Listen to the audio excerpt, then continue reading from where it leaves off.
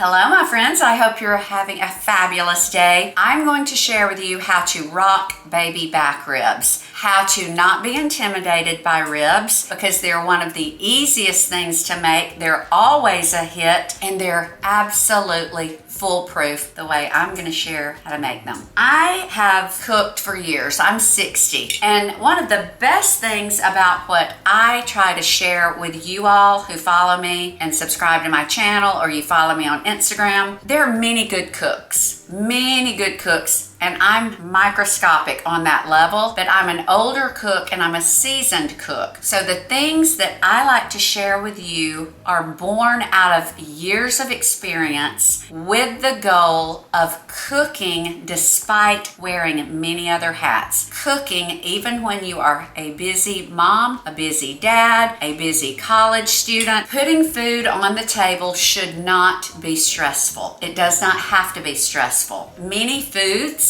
are intimidating that don't need to be intimidating. And one of the foods that many people shy away from, they're afraid of, ribs. This is July 3rd, and actually my family is coming over tonight because our late come, we're having some plumbing issues, so we're eating here tonight. Baby back ribs are on the menu. The joy and delight that people get when you serve them baby back ribs is hard to measure, especially if you live in the South. I'm gonna share how to rock ribs. You've got to have the supplies. Anything that you need or you want to refer to will be linked. In my opinion, the best way to do ribs is make them ahead and freeze them. And when I say make ahead, I rarely ever mean cook and freeze. I mean prep and freeze. So that's what I've done, and that is why, even though these ribs are on the menu tonight, I have worked out. It's almost 10 o'clock, and I'm chill because I have it all covered because I prepped ahead. First, I'm gonna share with you what you need. To cook ribs, of course, you need an oven, but you need the largest sheet pan you can find. I have two of these. I may have to pull out my other one because preferably you wanna just use one oven to cook your ribs, because on a holiday, you wanna leave space for other things. So we'll see if all these will fit. Second, and there is no negotiating on this, heavy duty aluminum foil. Doesn't matter if it's Reynolds, but it has to be heavy duty, and it has to be the long one. I just placed a Target order. I'm sitting on the edge. So because of that, I'm gonna put my ribs directly on the sheet pan because I don't know if I have enough to put on the bottom and wrap and seal. Always have these gloves on hand. These are restaurant grade, non-powdered silicone. Prepping ribs ahead is fabulous because all you do is you do the work before you need the ribs. When you're having company coming over, you don't want to have a freshly purchased slab of ribs or two slabs of ribs staring at you with nothing on them. They haven't been taken out of the package. That's a nightmare to me. You want to handle all the front end when you don't have anything to do, nobody's coming over. When the holiday comes, you have got ribs that already have the seasoning. These have been in the fridge. I put these in the fridge yesterday morning. So 24 hours and these are almost thawed. And I will link to my baby back rib in the oven recipe. It's fantastic. It's been featured on Style Blueprint several times. It's amazing and it's easy. I'm gonna put this down because guys, these ribs are gonna release a lot of fat. Then you combine it with all of that barbecue sauce and it's a greasy situation. And I do not need to have on a white shirt, but I'm gonna be careful. I cut my slabs in pieces like this just because some people, myself included, would just pick this up and this is their portion. But it's also easier to handle. What I do is when I get my ribs, I put them in the fridge. Within same day or the next day, I put a dry rub on them. So now that these have been frozen and they're thawing, that dry rub has sunk into the meat and it's penetrated, so all of that flavor is going into the meat and it's already there. So you don't have to pull out any seasonings. What if you're out of seasonings? It doesn't matter, you've already seasoned them. So here we go, look at all of this. And I will tell you, if you go to Honey Baked Ham and buy their ribs, theirs are already cooked and seasoned. All you do is reheat. It's a good situation, but a better situation is when you make your own. It's cheaper, you'll get more, and you can control the sauces. We are barely gonna make this, my friends. Yay.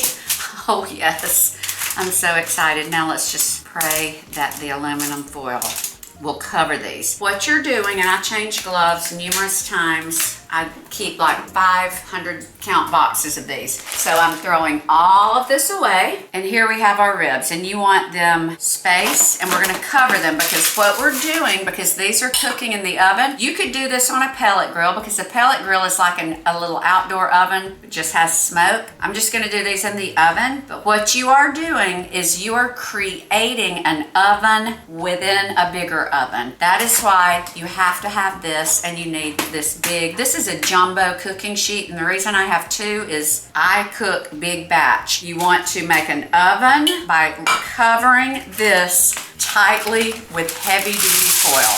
And yes, I have enough. Woo, I was so worried about that.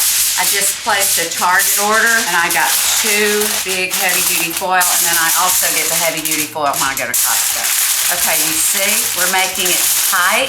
This makes almost a steam oven, and steam cooking is one of the best ways to cook food. I actually have a Wolf steam oven that I absolutely love. Cooking with steam is fabulous. It makes meat so tender, and my Wolf actually has steam convection, so it cooks it from within, and then it finishes with dry heat. But regardless, this is trapping in the heat, so as these cooks long, low, and slow in the oven, it's all staying inside this foil, so it's like a steam oven. What I'm going to do now is I'm going to put this in a, let me see what I put the oven on, and I'm gonna go ahead and put them in. Okay, so I have the oven on 275. You can do 300, you can do 325, but because it's 10 o'clock and people won't be here, I want these done about 5, that's 7 hours. That's plenty of time to get those fully cooked, because you're not really gonna burn them because they're so tightly wrapped and they're so low. If I start thinking, I might need to up it a little, I can always up the oven, but I like to start them out slowly. So they are cooking all day long on a very low temp, wrapped in that foil, about an hour before I plan to serve them. I'm going to take them out, and I'm going to take off the foil, and I'm going to make sure that a bone just lifts right out. That means they're ready. And then when it gets to that point, I'm going to put wet barbecue sauce, like liquid, my favorite. I've got several favorites. You get your favorite, or you can make your own, and then you put that on, and then you put them back in the oven uncovered for about 20 minutes, maybe less. You want to increase your oven heat to about 350, 375. And if you really want to do it quickly, you can put it on broil, but you have to watch it. All you're wanting to do is get that liquid barbecue sauce to bubble and caramelize. That is all there is to having ribs on hand. So what I do is I look at the holidays and choose when I want to have ribs. So this is July. July, we always have ribs, and we always have ribs New Year's Day. Those are the 2 big times, so I make sure that I buy ribs first of the year. I usually buy the New Year's Day ribs. I do buy them in December. A lot of times ribs will go and sell them. And then for the 4th of July, those ribs, I think I put those in, I didn't label them, and that's a no-no. You always want to label what it is and when you froze it. Those have been in the freezer about 6 weeks. You could easily freeze ribs well wrapped 6 up to 12 weeks, but I wouldn't really go that much longer. You might start getting some freezer burn. Emphasis on baby back ribs. I don't do St. Louis style. Baby back ribs are sometimes called pork loin ribs. You can ask the butcher if you're not sure. I don't like St. Louis ribs. They're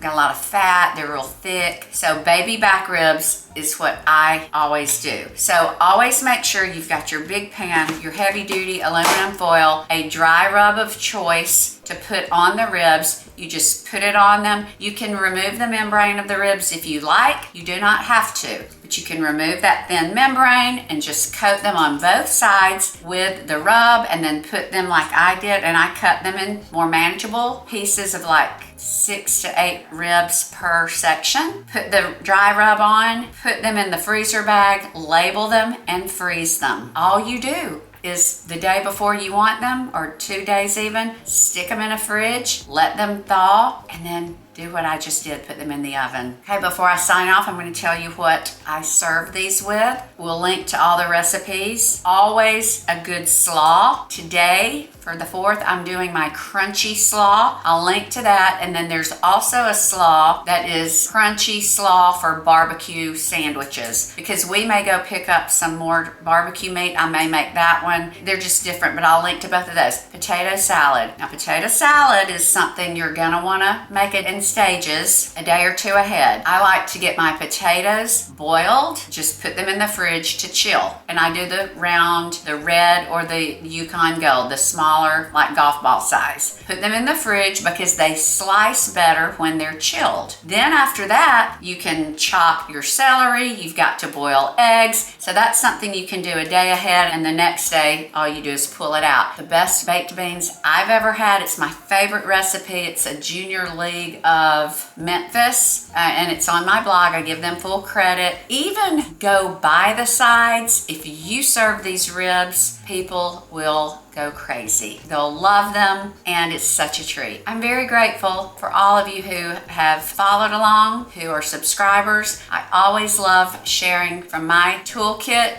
to help you somehow be more savvy. I'm very grateful for you, and as always, until next time, be blessed and stay savvy.